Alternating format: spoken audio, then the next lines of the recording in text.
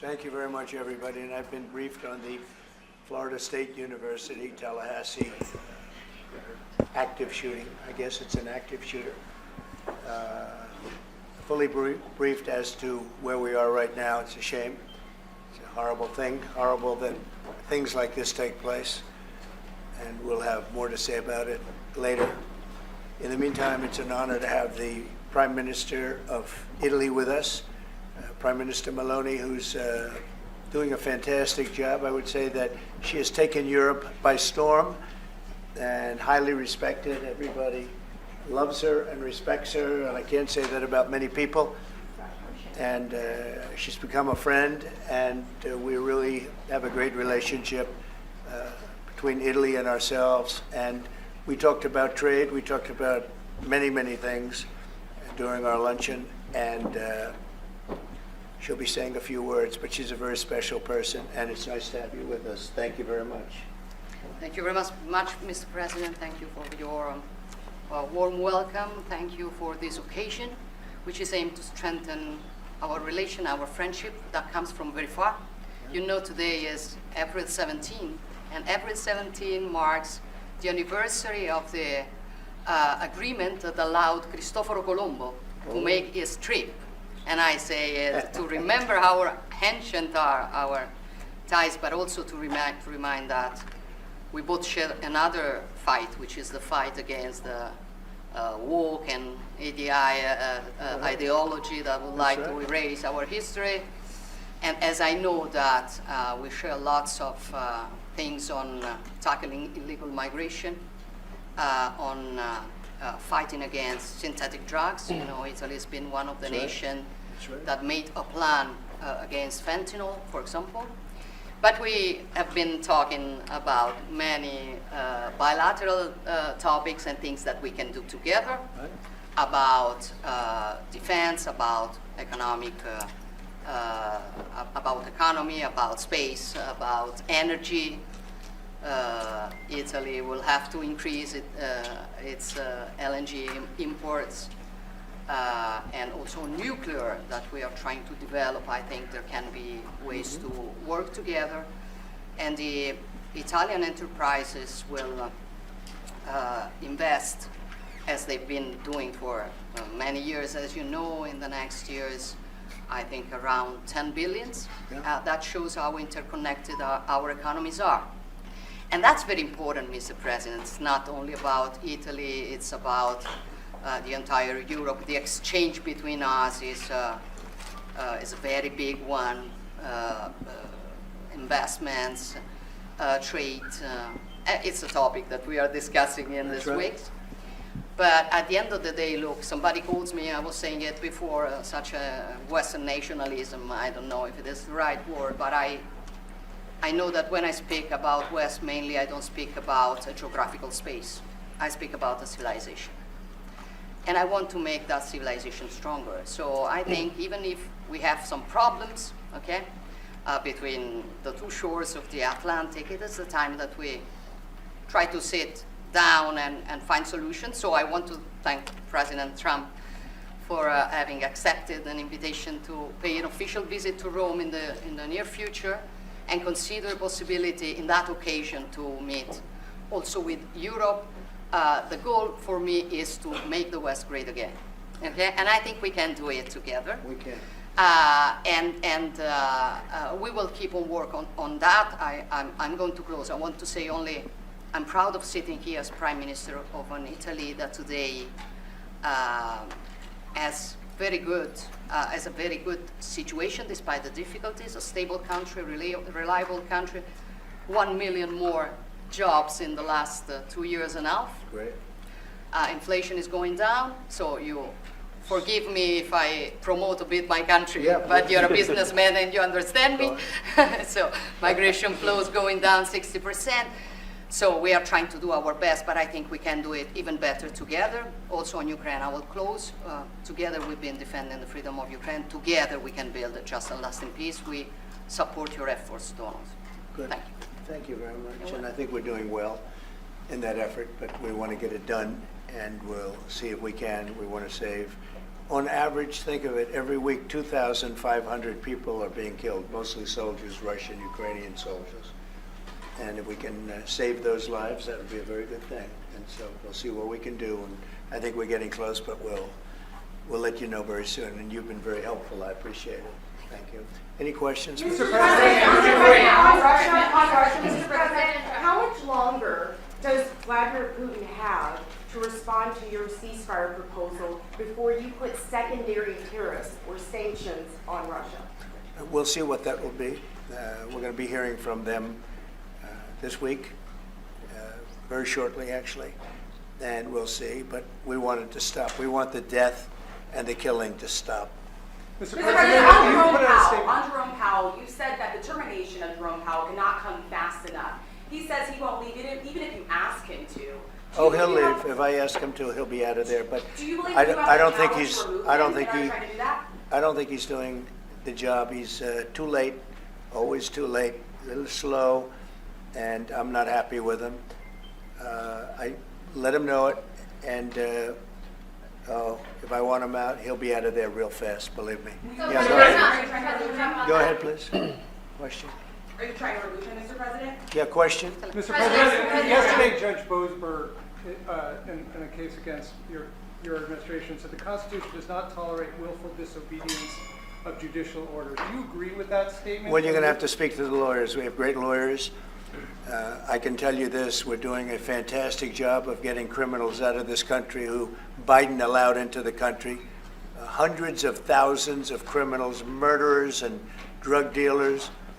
And I was elected because of the fact, I would say maybe that was the number one fact for a lot of reasons, the economy, a lot of things. But one of the primary reasons I was elected is because I said, I'm going to get the criminals that he allowed to come into our country so stupidly through open borders. I'm going to get them out. And I got a lot of votes, record-setting numbers of votes, as you know. We won everything. The popular vote, all 7 swing states, we won everything. And that's what the public wanted, and that's what I'm doing. But you have to speak to the lawyers because it's up to them. Mr. President, what do you think of the proposal from France? Say it. What do you think of the proposal from France and UK of a peace mission in Ukraine with soldiers? And do you think that Italy should take part into it? Well, I think Italy will have to make that determination, but peace missions are always good with me. I'm okay with peace missions. Yeah, please. Mr. President, have you discussed what areas of cooperation have you discussed with the Prime Minister vis-a-vis Italy and the United States and Europe and the United States? And on China? We discussed it very briefly. No, we're doing very well with negotiations, I think, with all countries. Do you have a And timing? Scott could tell you a little bit, but we are doing very well. We have a lot of countries that want to make a deal. Frankly, they want to make deals more than I do. Go ahead, Scott. Would you say something, please? Yeah, we've got a process in place. We're working on the big 15 economies first. We had a fantastic meeting with Japan yesterday. I believe there have been calls with the EU already. And then we have South Korea coming in next week. And I believe India is also talking, that's moving very quickly. Go ahead. Ukraine's President Zelensky has said he has evidence that China is supplying weaponry or ammunition to Russia. Do you have any evidence along those lines? And also, he said we could see a minerals deal signed this week. Is that? Well, we have a minerals deal, which I guess is going to be signed on Thursday, Scott, next Thursday, soon. And I assume they're going to live up to the deal, so we'll see. But we have a deal on that. No, I have no comment on that. I have no idea. That's his statement, not mine. Mr. President, there were reports that you waved off an Israeli attack on Iranian nuclear facilities. Can you comment on that? Is that accurate? And they say the attack is what? That you waved off an Israeli plan to attack Iranian nuclear facilities. I wouldn't say waved off. I'm not in a rush to do it because I think that Iran has a chance to have a great country and to live happily without death. And I'd like to see that. That's my first option. If there's a second option, I think it would be very bad for Iran. And I think Iran is wanting to talk.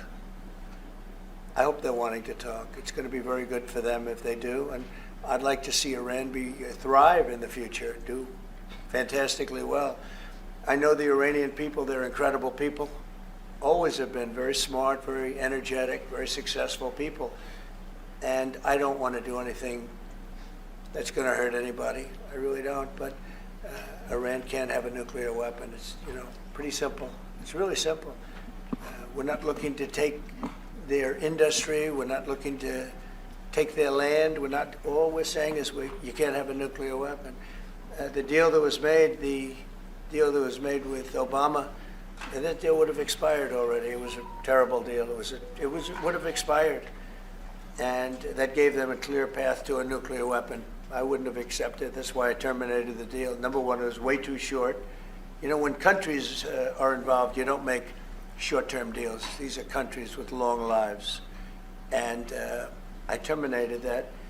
And it was a great termination because it didn't allow us to do anything. Once it terminated, you know what the deal was. It was a terrible deal. Really, one of many terrible deals made by the U.S. But no, I'd like to see Iran thrive.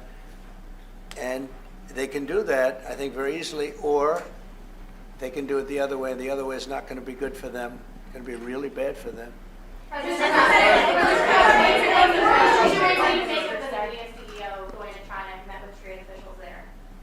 Well, Jensen's an amazing guy. He's become a friend of mine, and I don't know, he's a person that's very proud of our country. He loves our country. I'm not worried about Jensen at all. Mr. President, before hold you in contempt, will you take steps to return Kilmar Abrego Garcia to the United States and put him in front of a judge? Well, I'm not involved in it. I'm going to respond by saying you'll have to speak to the lawyers, the DOJ. I've heard many things about him, and we'll have to find out what the truth is. But I will say this, we were inundated by millions of people, many millions of people during the Biden administration. They say 21 million. And a big percentage of those are criminals, serious criminals. I'm not saying just criminal because they came into the border illegally. I'm saying they're criminals at the highest level, murderers. Many of those people murdered more than one person, and they're on the loose. And I was elected to get rid of those criminals, to get them out of our country, or to put them away, but to get them out of our country. And I don't see how judges can take that authority away from a president. We've done an amazing job. Tom Holman, Kristi Noem, we have done an amazing job. Nobody can believe the job we've done. Far greater than what I said. I mean, I got elected on that, but we've done much better. We have right now 99% border. It's a 99%. Nobody thought that would even be, nobody's coming through our border practically. 2 weeks ago, we had 9 people come through, all for medical reasons. We allowed them. We brought them through because one had a heart attack, one had something else, and, all for medical reasons. We have a great border. We had a great border 4 years ago, but we have a border now that's even tighter, and we did that in a matter of weeks. And no, we have to. We need to get murderers and drug dealers and people that were in jail for horrible. They released jails, Georgia, from all over the world. They released them, not just South America, all over the world, the Congo and Africa. Many, many people come from the Congo. I don't know what that is, but they came from the Congo. And all over the world they came in, opened their jails. Venezuela, practically all of their prisoners released into our country. We took them because we had an incompetent administration called the Biden administration. And to think what they've done to our country. And I was elected to straighten that out, and I'm doing that. But we have activist judges that don't want murderers to be sent out of our country. They don't want killers and drug dealers and drug lords and people from mental institutions. They want them to stay in our country, I guess. I don't know, maybe that's the liberal way, or as they call it nowadays, the progressive way. But I don't think it's the way that our country believes, and that's why I won in a landslide. Mr. President, back on trade, Mr. President, you did say that you are confident these deals will be done, but you also said that you're in no rush. Americans are seeing prices rise. They're seeing it on their bills. How long can they expect that pain to last? So they've already seen it get much better, because if you were truthful, which you're not, I know you very well, you have gasoline that hit $1.98 yesterday in a couple of states. You have gasoline's way down. The price of oil has dropped substantially. The price of groceries are substantially down. The price of eggs, you know, when I came in, they hit me with eggs. I just got there. I was here for 1 week and they started screaming at me, eggs have gone through the roof. I said, I just got here. I was there for 7 days and I hear that eggs have gone through the roof before I got there. And they were screaming at me, the press, the fake news, like you're fake. And the fake news is screaming at me like about eggs. I said, I've only been here, this is my 7th day. And they were right. They went up 87% and you couldn't get them. They said, you won't have eggs for Easter, which is coming up. Happy Easter, everybody. You won't have eggs for Easter. And we did an unbelievable job. And now eggs are all over the place and the price went down 92%. And our Commissioner of Agriculture, Brooke, has done a fantastic job. Done a fantastic job.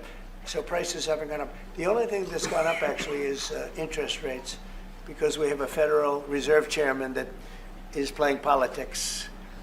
Somebody that I've never been very fond of, actually. But he's playing politics. Interest rates should be down now. They should be coming down.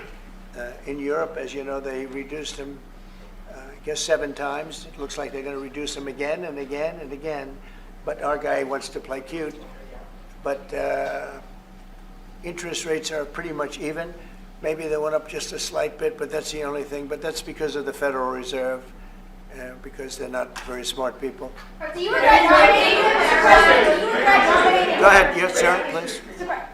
Go ahead, Do you please. regret nominating him, Jerome Powell? Look, in the first 4 years, we had the greatest economy in the history of our country. Stock market went up 88 points. I think he's terrible, but I can't complain because we had the most successful administration economically in the history of our country. I think we're going to do even better this time because you will see that the numbers that we're taking in are astronomical. We're taking in tremendous amounts of money with the tariffs. We were treated very unfairly on trade, and countries are having a hard time getting used to the fact that they can't do that to us anymore because we have a real president. We have a president that understands what it's all about. We had presidents that in some cases were smart, but they didn't understand business, or they didn't like business, or, you know, it wasn't like a priority. And then you had like the last administration, the only thing they were good at was cheating in elections. That's about all they could do. They couldn't do anything. They were useless. They were incompetent. Worst administration in the history of our country. Worse than Jimmy Carter. Jimmy Carter died a happy man. You know why? Because he wasn't the worst president. Joe Biden was. So I think you're going to see some fantastic numbers when this all happens. It's happening now. I mean, everybody wants to make a deal. And if they don't want to make a deal, we'll make the deal for them. Because that's what's going to happen. We'll just say, this is what it is. But we want to listen to everybody. And I think I can say for Scott and the other people that are working on it that we're listening and we're going to be very fair to people. But, you know, we're the one that really sets the deal, and that's what we'll be doing. Okay? Go ahead, please. Please. Question to our Prime Minister. Oh, you have a great Prime Minister. You're so lucky. Yes. In italiano. Oh, yes, that's right. Ok. I'm not sure they do agree. Presidente Meloni, volevo sapere cosa pensava del fatto che il Presidente Trump ha considerato responsabile Zelensky della guerra in Ucraina e poi se avete parlato delle spese militari e qual è il limite massimo a cui ha detto che può arrivare l'Italia, le percentuali delle spese militari.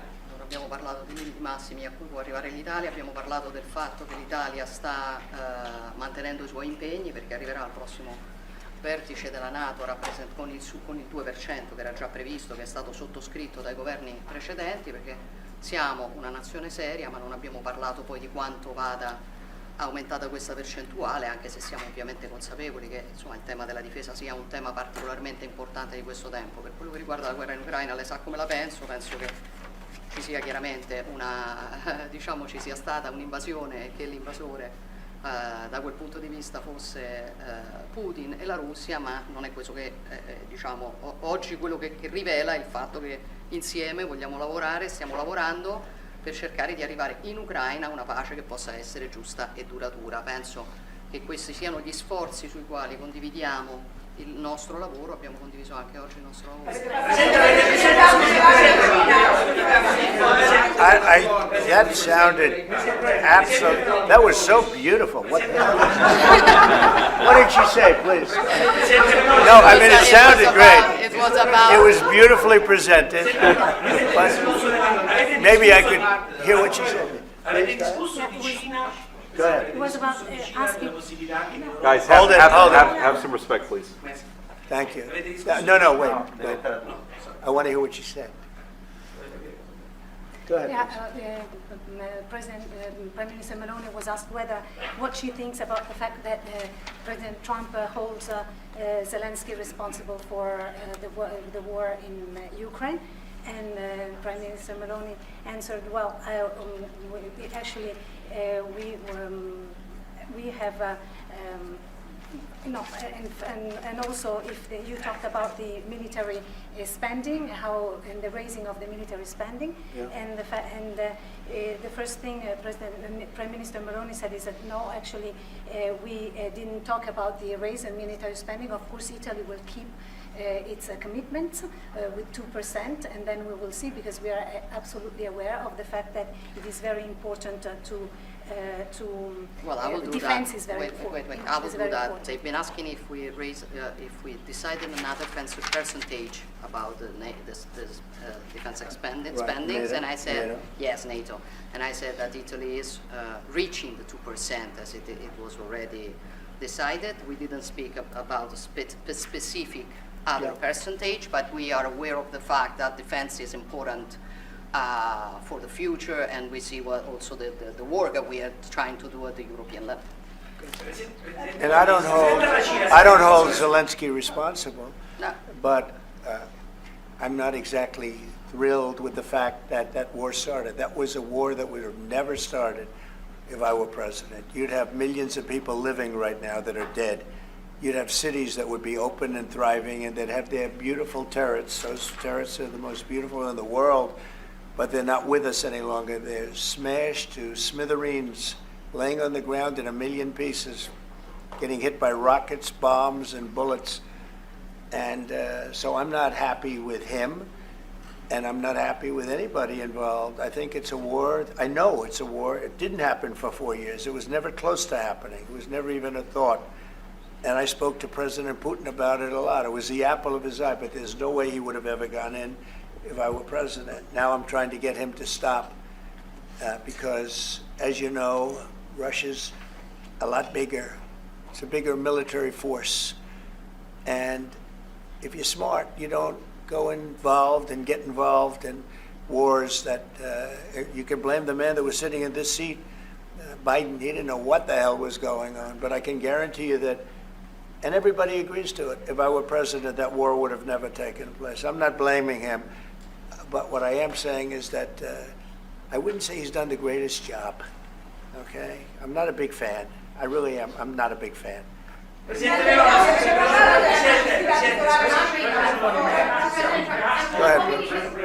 ahead. Presidente Meloni, avete discusso di Cina, della possibilità che l'Europa ponga dei dazi, diciamo, sulla Cina. Mr. President, are you sure about the definition of parasite of European? Would you say again that European are parasites? It's never said. Would you say again that European. Have you said that Europeans are parasites? Yeah. Have you said it? No, I haven't don't. said. I don't know You what. didn't say it. I don't even know what you're talking about. Go ahead, please. Go ahead. No, wait. Next. Go. Thank you. Prime Minister Meloni just said we want to make Europe great again, and we want to do it together with the United Sure. The West, States. yeah. Did you? I guess that's what you said, Mr. Prime Minister. How are you going to do that? And are you looking to do it to counter China, who is really trying to gather influence against the United States with the help of a disjointed? I hope that Europe is going to be great again. Europe is going through a lot of problems, and a lot of it's having to do with immigration. And I'm not a big fan of Europe and what they've done with immigration at all. And I think they got to get smart because Europe is being very badly hurt by what they've done with immigration. Now, I'll say this, that the Prime Minister has taken a very tough stand on immigration. And I commented to her before, I said, I wish more people would be like you having to do with that subject, but they're not. Europe is very important to me. Europe is very important to the world. I want Europe to do very well. I think they have to get a lot smarter on immigration. But we are beginning doing it. You've all seen how the policies of the European Union in the last, let's say, 2.5 years have been changing. Okay, at the beginning we were talking only about how we were redistributing illegal migrants coming to Italy. Now we are talking mainly about how to stop illegal migration, work with the countries of origin and transit, and to return people. The European Commission just did the new rules about repatriations and things like that. So things are changing, thanks also to the example that Italy brought in lowering the rates of illegal migration. So we are working now together, so I'm optimistic on that. Good, I hope so. Go ahead, please. Go ahead. I would like to ask President Meloni if you have discussed the option of starting a deal with Italy on satellite communications, and to President Trump, if you want to see the Google company growing up. The Google what? The Google company. What about Google it? business. Yeah. You want to see it growing up, separated. Go ahead, please. Oh, well, we didn't discuss about Starlink. We've been discussing about defense space, where we will work together also in the Mars missions. So there are big things to do together, but we didn't discuss it. In your conversation with the Prime Minister that changed your mind potentially about tariffs and what you plan to do going forward? Was there anything the Prime Minister said to you that changed your perspective? No, tariffs are making us rich. We were losing a lot of money under Biden, trillions of dollars, trillions on trade. And now that whole tide has turned. We're making a lot of money. We're taking in a lot of money. Don't forget, we're taking in 25% on cars, 25% on steel, 25% on aluminum, 10% baseline. We put penalties on China for sending us fentanyl. We put penalties on Mexico and Canada, 25% for allowing fentanyl and allowing the borders to be weak. No, we're taking in billions and billions of dollars while I sit here and talk to you. And we didn't take in anything before other than the tariffs that I put on previous to Biden, which were the tariffs I put on China, where we took in, up until this point, probably $700 billion. They were Trump tariffs. He tried to weaken them. He did everything he could. You know, he got paid money by China, right? The family got paid money, he did. And so I don't know, maybe that was the reason or maybe it wasn't, but he tried to weaken them, but he couldn't because there was so much money that his budgets, you know, they couldn't stand not doing it. But I took in the, up till this point, my tariffs on China. Nobody ever took in 10 cents from China. No other president took in 10 cents. I took in more than $700 billion from China. So we're doing very well. I mean, our country's doing very well. They had a bad report today from one of the healthcare companies that had an impact on the stock market. But this isn't about that. This is really, we're building a base. We're building a country like no other. And again, I had the strongest economy in the history of our country by far, history of any country probably, but the history of our country in 4 years. And I think this has a chance to be much better. Can you just clarify on the mineral field? Will that be signed here at the White House with Ukraine on Thursday? Will President Zelensky be coming here for that? I don't know exactly. I'm going to leave that to Scott. What do you think? Where would it be signed and when? Yeah, we're still working on the details. We're shooting for around April 26th. Is there any more details that you could tell us about what's in that deal and how it came together? It's substantially what we agreed on previously. When the president was here, we had a memorandum of understanding. We went straight to the big deal, and I think it's an 80-page agreement, and that's what will be signed. President Trump, on rate cuts, can you clarify on rate cuts, do you intend to seek Powell's firing if he doesn't change his stance on rate cuts? Or is that on the table, or is that? Well, I think he should do the rate cuts because I think if Europe has done it, it puts us at a disadvantage to Europe. I mean, he plays right into their hands. So I think he should do the rate cuts. We don't have really inflation now. I just said the major things are going down. Oil is great. Oil is way ahead of schedule, and that's because of our policies. But oil is down into the $60, $65 range now per barrel.